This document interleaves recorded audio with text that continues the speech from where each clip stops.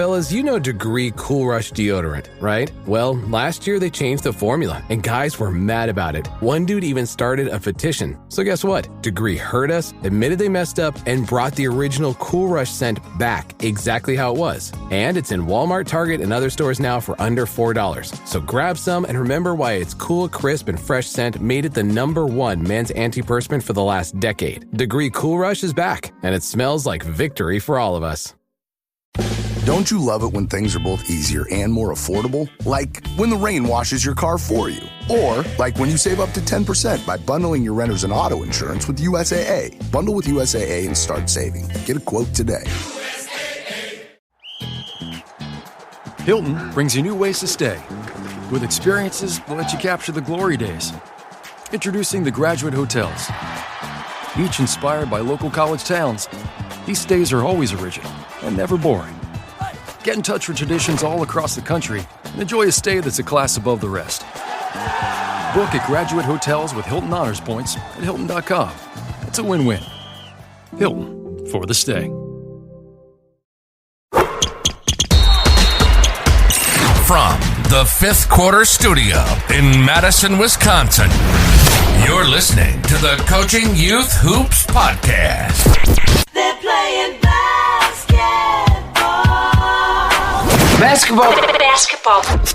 Here's our hosts, Steve Collins, and Bill Flitter.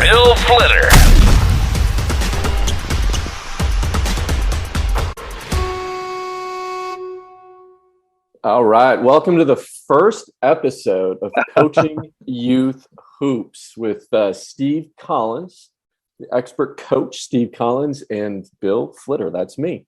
Steve, awesome. This was when did we come up with this concept? This must have been, I would probably say, a year ago, maybe. And we're finally here for our first episode. It feels like a year. Maybe that's a COVID year I'm talking about. No, I think it was at least a year, don't you think? I think so. I think it was a year. It was when we were stuck in our basements or whatever we were. Yeah, when we had all that kind of time, right? I know. I feel bad that we used to meet all the time and talk about like school stuff and business stuff and all that. Yeah. It's like, I feel bad. It's like, well, the world came back, you know? Well, we also had we got our season back. So, that took some time. I know you started coaching. So you found out like, holy crud, how busy you get. You said to me, I still remember this. You just laughed. I mean, that's pretty much what you did. You laughed, right? And like, you have no idea. I'm like, oh, come on. I do too. I've coached before. I coached high school, right? Right. Never was a varsity head coach over 2 programs and everything else. And it goes along with that. But anyway, glad I did it. It's the analogy, but I tell people it's like trying to build a plane as you're flying it. Yeah. Yep. It's just this crazy, like you think you have everything mapped out. And, I was recently talking to a coach that was applying for some interviews, and he's got this great, probably a 50-page like thing he's going to take. And it's like, I look at it and it's like, that's great because it shows the administration you're ready, but half that stuff's not going to work because it's like, you're just going to try to keep your head above the water, That's right. Beginning. I know, it's crazy. But hey, why are we here? Because we want to help youth coaches. So what's a youth coach, right? So we're kind of thinking 3rd grade through 8th grade. Yeah. I think it's non-high school. Yep. So it would be AAU teams, CYO teams, YMCA team coaches, any volunteer coach out there not getting paid or maybe getting a little stipend or what have you. There's a huge need to help, and I have a vision. I'll tell you my vision. Okay. I told you I just got back from vacation last week and, reading book. Where'd you go? Book. Where'd you go on vacation? First off, I read a whole book. That's impressive. That's impressive, dude. Like over 2-3 days. That's a huge accomplishment. I got these books sitting that take me weeks to read because by the time I get to have the opportunity to read, I'm falling asleep, right? But anyway, went to Pismo Beach, which is about 3 hours south of San Francisco. It's literally right in between San Francisco and LA. Okay. Halfway. Cal Poly is the college near there. So okay. Yep. San Luis Obispo is the Yep. bigger town that's that it's near. So yeah, no, it was great. Sat on the beach. So I had a vision, and I know we were going to do this podcast. Here it is. I'm saying it out loud. First time ever. You're hearing it live right here on the show. I want to help 1 million kids learn the game of basketball. Okay. But how do you do that, right? By helping the coaches. I can't help 1 million kids. I'm only one person. So Right. if you help the coaches, help the kids, right? Then we've accomplished something, right? And I think part of what you and I were talking about too is like, I help. I mean, you know me. I help a lot of high school coaches, but there's only a limited number of high school coaches, and there's a bigger impact on the kid that maybe is a baseball player that actually plays basketball on his youth team, or maybe is a violinist and or something like that, but still plays basketball. I think you're right. I think we can help the coaches that this is not what they like. A lot of the people I help, this is what they do. Right. They're high school basketball coaches, and anybody that's a high school basketball coach knows it's a year-long process. As I'm laughing thinking about my spring and summer right now. But these youth coaches, are volunteers, our moms, our dads, our uncles. They kind of jump in and got to kind of figure it out for 3 months when they see their kids twice a week, kind of thing. You for an hour. You and I coached our sons. You coach your son, I coach my son. It's like little league. It's like, I was thinking at 3:00 and practice is at 4:30. I was thinking, oh crap, what am I doing at little league practice tonight? That's right. Kind of thing. Well, and actually, it's a really good question. I wrote down today thinking, I don't know if I know the story. I was thinking about this. So one day you're not coaching, the next day you're coaching. How did that happen for you? You talking about from when your son did it start with your son? You just woke up one day and they need a coach. I'm going to volunteer. I mean, what was your journey? Youth? You talking about for youth? Yeah, youth. Yeah. You have to go back in the way back machine on that one. Oh yeah, I'm just trying to think. How long?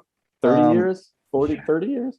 So with my son, it was more like he was always just tagging along with me, and so you coached high school first.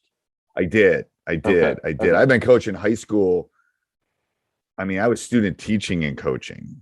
So that was late 80s. I was coaching. That was my first job, was like in 8th grade middle school when I was student teaching, and I was playing college basketball. So I was coaching and playing at the same time, my senior year.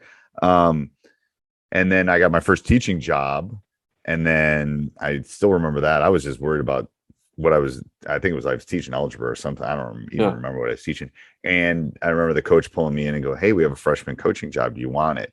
And I was only a freshman coach for 1 year. From a growth standpoint, I think that could have maybe been a little bit longer. Because then I became like a sophomore coach and a JV coach, and you move up that chain and different things change. You don't get as much autonomy at that point.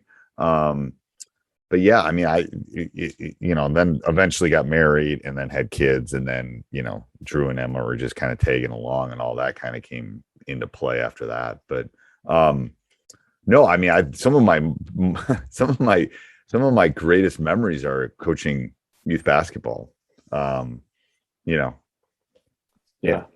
Oh, that's interesting. Yeah. I didn't know. I thought maybe you had started, with the young kids first and then worked your way up. No, I've been coaching. It's 30 years. It's basketball's always been. I can't remember a point when basketball. Part of the reason I probably started teach hoops, because I know my coaching career is getting near the end. For me choosing that, not anybody else, as a head coach. So I'm not comparing myself to Coach K or Coach Williams or anything, but I think there's a point where you start. I don't think it's connection, but I think you lose. I don't know. There's something in the engine that just starts clicking a little different, and I'm starting to feel that slowly. It's like, I'm 55 and they're 18. I still can, I still do TikTok and but I'm still an old guy. You know what I mean? Yeah. And that's something with the youth. I think that when the kids are little and you're old, that connection isn't, they look up to you in a different way, I think, especially those elementary kids. Yeah, elementary kids. Yeah, and it is tough, coaching teenagers, right? I coach girls.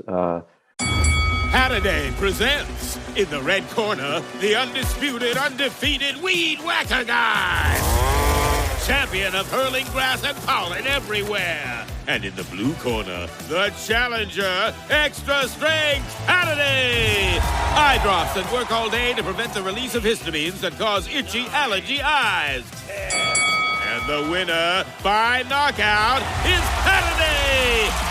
Halliday, bring it on. And trying to relate, being a male, not only trying to relate to them, right, but then them being teenagers. But I always say, thankfully I still have a daughter in high school, so she makes sure I look a little cool, in front of her. I gotta wear my Yeezys. So tell me about you. Tell me about your, like, you were training, like, so your journey is different than mine. Completely different. Yeah. So I started coaching my son. They need, it was one of those things. They needed a coach. I'm like, okay, I'll do it. I played, so I can coach, right? Right. I remember my first year, talk about memories, my first year. I had no idea. Playing and coaching, as you know, are two different things. I had no idea. I think that's a topic for a future one, because for youth coaches, I think that's definitely a topic for a future one, because think about, like, I played college basketball and then I went to camps, but I wasn't paying attention to what they were doing at the camps. No. So I think I think that first, even for me, for someone that had coached 15, 20 years probably by that point, when I walked in with Drew's first, second grade, it's a totally different world. Oh yeah. And trying to keep their attention and all of that. Yeah, I had no idea what I was doing though, but what I had was I was organized. And I always had in my head a plan, right? So there was always a systematic plan. But we were running, if I look back now, it would not be the advice I would give to a youth coach. But I do have to say it worked, because thankfully I had a really talented team in third grade, if you can believe that. They could shoot, they could dribble, right? If you can dribble in third grade, you're God. Yes. Yeah. Yes. They were a really athletic class. And we were running plays. And somebody suggested 5-out offense. I'm like, oh, okay, we'll try that, right? But we literally just had plays, and they did it. They executed on the plays. And looking back, I would never tell a youth coach, do plays. Right. I mean, I still have them, and I'd laugh. And my son, who was on that team, he still remembers things from that team. We were undefeated that season, right? We got T-shirts made, it was called National Champ. We were in this national league, so we called it national. We were the national champions, 13-0. And so if I'm wearing that T-shirt, some people will stop me saying, "National champions? That's impressive." They're thinking the whole United States, right?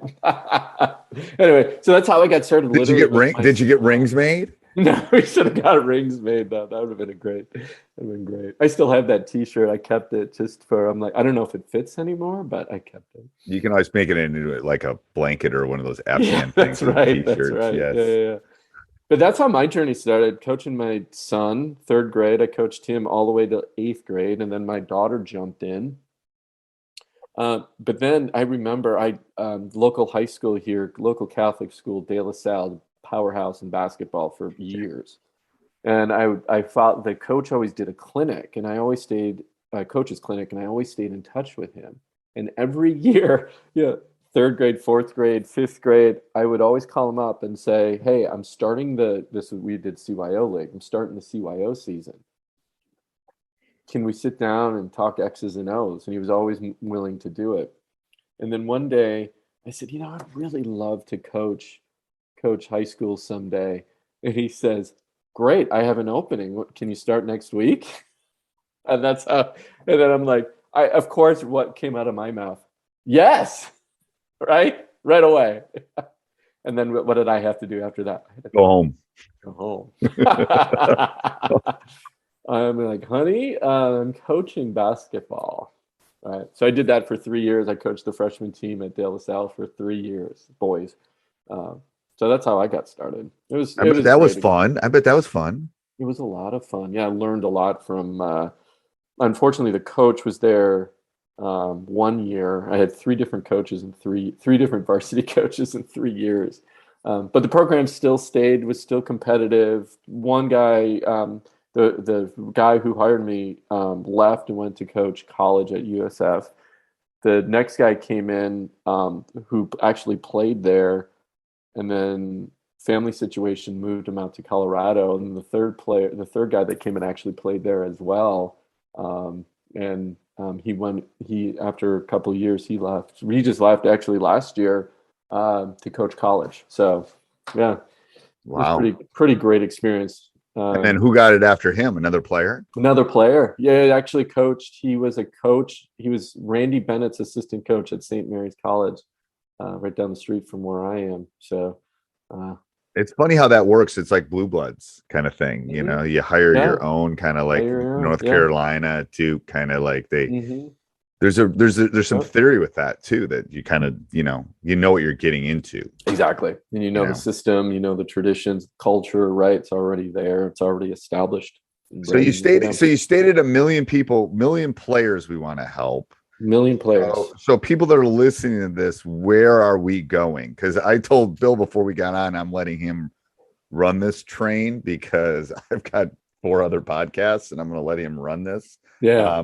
But what do you see for us?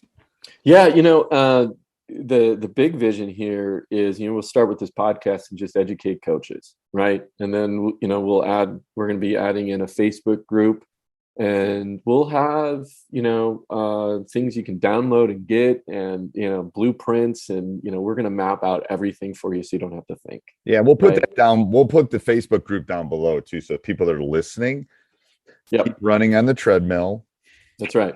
And we have a few months before your basketball season starts. We're shooting the first one here in April. So we'll get this out. And now there's people playing basketball now on the other side of the world. That's true. So they're playing youth summer hoops. That's right. You're right. They're playing summer hoops. And there's I got a Teach Hoops member who just emailed me this morning that's in Australia, and they're playing. He ended up losing pretty badly. He's a youth coach. So that's the good thing about the other side of the world, is their season's kind of opposite ours. So you get over there, they're starting to, some of them, they're in their seasons right now. But no, I think that will be great. What I tell people too, and I'll give them, my email address is steve@teachhoops.com. But if there's topics for youth you want, a couple places, go to the Facebook group is probably the best place. And say, hey, how do you do this? Because that's what happens in my Facebook groups. What are you struggling with? How can we help? And then you and I can deep dive into it. Because absolutely, yeah. There's nothing that you've gone through that probably I haven't seen at some point in 30 years. That's right.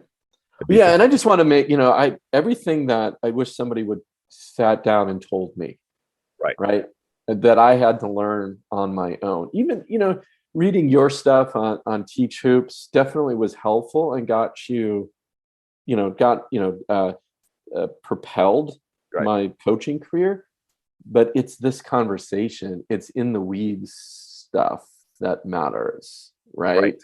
Yeah. And talking through these issues and really trying to understand, truly the X's and O's. And that's what I'm excited about, having those conversations with you, pulling in, outside people to also share their journey, their stories, pulling in questions from our listeners, and really addressing, the questions that they have, and make sure we touch upon those. Because this bucket is much bigger than the high school bucket. Yeah, and there's different styles, right? You just have the rec leagues all the way up to the very competitive youth leagues, right? And as I was thinking through some of the topics that we're going to talk about, it's like, well, are you a youth coach who just has got one practice a week on two baskets, right? Or are you a competitive AAU team where in third grade they're pressing you, right?